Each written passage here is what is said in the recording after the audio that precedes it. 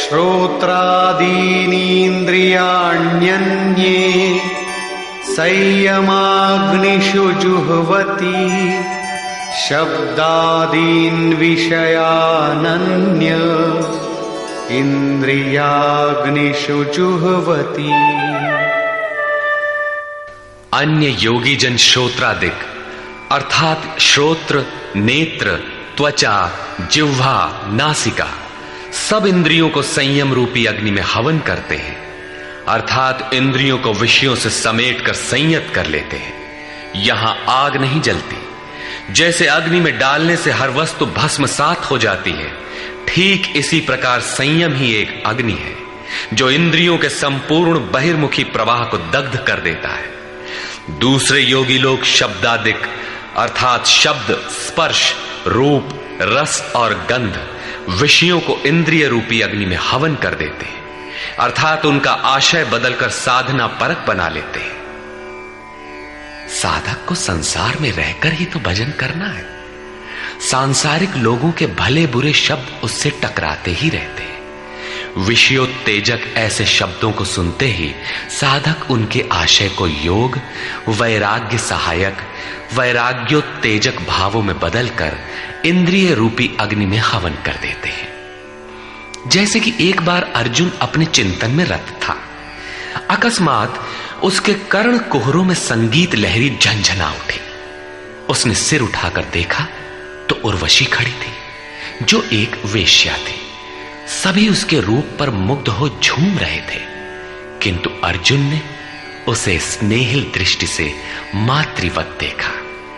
उस शब्द रूप से मिलने वाले विकार विलीन हो गए, इंद्रियों के अंतराल में ही समाहित हो गए। यहां इंद्रिय ही अग्नि है। अग्नि में डाली हुई वस्तु जैसे भस्मसात हो जाती है, उसी प्रकार आशय बदलकर इष्ट के अनुकूल ढाल लेने पर विषयोत्तेजक रूप, रस, गंध, स्पर्श और शब्द भी भस्म हो जाते हैं।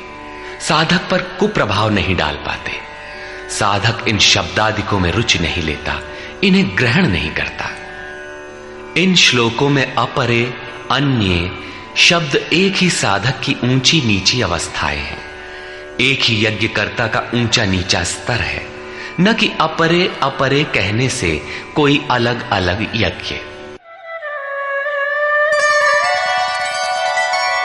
सर्वाणि इंद्रियकर्माणि प्राणकर्माणि चापरे आत्मसंयमयोगाग्नौ जुह्वति ज्ञानदीपिते। अभी तक योगेश्वर ने जिस यज्ञ की चर्चा की, उसमें क्रमशः दैवी संपत्ति को अर्जित किया जाता है। इंद्रियों की संपूर्ण चेष्टाओं का संयम किया जाता है। बलात् विषयोत्तेजक शब्दादिकों के टकराने पर भी उनका आशय बदलकर उनसे बचा जाता है। इससे उन्नत अवस्था होने पर दूसरे योगी जन संपूर्ण इंद्रियों की चेष्टाओं तथा प्राण के व्यापार को साक्षात्कार सहित ज्ञान से प्रकाशित परमात्म स्थिति रूपी योगाग्नि में हवन करते हैं। जब संयम की पकड़ आत्मा के साथ तद्रूप हो जाती है, प्राण और इंद्रियों का व्यापार भी शांत हो जाता है, उस समय विषयों को उद्दीप्त करने वाली और इष्ट में प्रवृत्ति दिलाने वाली दोनों धाराएं आत्मसात हो जाती हैं। परमात्मा में स्थिति मिल जाती है, यज्ञ का परिणाम निकल आता है। ये है यज्ञ की पराकाष्ठा। जिस परमात्मा को पाना था उसी में स्थिति आ गई तो शेष क्या रहा। पुनः योगेश्वर श्री कृष्ण यज्ञ को भली प्रकार समझाते हैं।